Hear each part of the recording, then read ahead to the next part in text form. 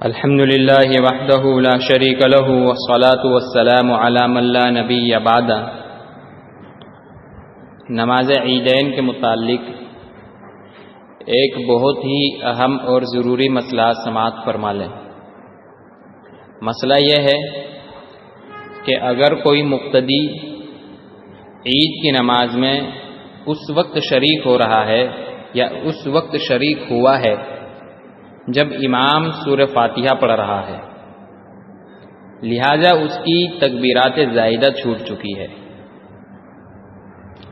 کیونکہ جب امام سورہ فاتحہ پڑھے گا تو تکبیرات زائدہ تو کہہ چکا ہوگا، تو لہذا اس کی تکبیرات زائدہ چھوٹ گئی ہے۔ تو اب یہ شخص اپنی تکبیرات زائدہ کس طرح ادا کرے گا؟ دوسرا مسئلہ یہ ہے کہ کوئی شخص اس وقت شریک ہو رہا ہے جب امام دوسری رکعت پڑھا رہا ہے یا رکوع سے اٹھ چکا ہے، لہذا اس شخص کی ایک رکعت چھوٹ چکی ہے، تو اب یہ شخص اپنی چھوٹی ہوئی رکعت کس طرح ادا کرے گا نماز عیدین کی؟ یہ دو مسئلے ہیں، خوب اچھی طرح ان مسائل کو سمجھیں اور اپنے متعلقین تک اس کو پہنچائے۔ آج ہمارے نوجوانوں کو یہ پتہ ہی نہیں ہے، مسئلے سے کوئی واقف ہی نہیں ہے، ایک دو تکبیرات چھوٹ جاتی ہے تو پوری نماز ہی چھوڑ دیتے ہیں۔ یہ بڑی افسوس کی بات ہے۔ آڈیو سنیں، سماعت فرمائے اور اپنے متعلقین تک پہنچائے کہ اس پوزیشن میں، اس صورت میں کیا حکم ہے۔ اگر امام تکبیرات سے فارغ ہو چکا ہے، چاہے اس نے سورہ فاتحہ شروع کی ہو یا نہ کی ہو، لیکن اب یہ شخص شریک ہوا ہے جماعت میں، تو اس مقتدی کو تکبیر تحریمہ کہنا ہے اور ثنا پڑھنی ہے اور تکبیرات زائدہ کہہ دینا ہے۔ ثنا اگر نہ بھی پڑھے تب بھی نماز تو ہو جاتی ہے، لیکن پڑھ لینا بہتر ہے۔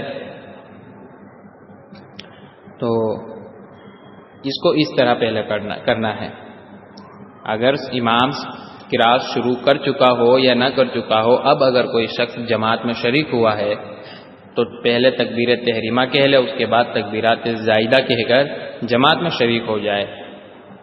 اور اگر امام رکوع میں جا چکا ہے اور یہ گمان ہے کہ تکبیرات کہہ کر امام کے ساتھ رکوع میں شامل ہو جاؤں گا، تو پھر تکبیر تحریمہ کہے اور تکبیرات زائدہ کہہ کر رکوع میں شریک ہو جائے۔ لیکن اگر یہ خیال ہے کہ اگر میں تکبیر تحریمہ کہوں گا اور تکبیرات زائدہ کہوں گا تو امام رکوع سے اٹھ جائے گا تو پھر رکعت چلی جائے گی، تو اس صورت میں تکبیر تحریمہ کہہ کر رکوع میں شریک ہو جائے اور رکوع کی تسبیحات کے بجائے تکبیرات زائدہ ہاتھ اٹھائے بغیر کہہ دے۔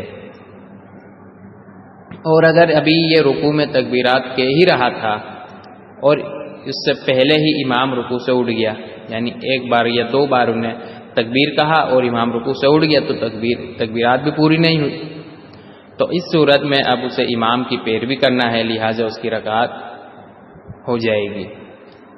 دوسرا جو مسئلہ ہے کہ اگر رکعت ہی پوری نکل گئی تو اس کا طریقہ یہ ہے کہ امام جب سلام پھیرے گا تو یہ جو مقتدی ہے جس کی رکعت چھوٹی ہے، وہ اپنی رکعت کو لوٹانے کے لیے جب کھڑے ہوگا تو اس کو اپنی رکعت اس طرح پوری کرنی ہے، کھڑے ہو کر پہلے قرات کر لے، پھر قرات کر کے تکبیرات زائدہ کہہ لے، پھر اس کے بعد میں رکوع کی تکبیر کہہ کر رکوع میں چلا جائے۔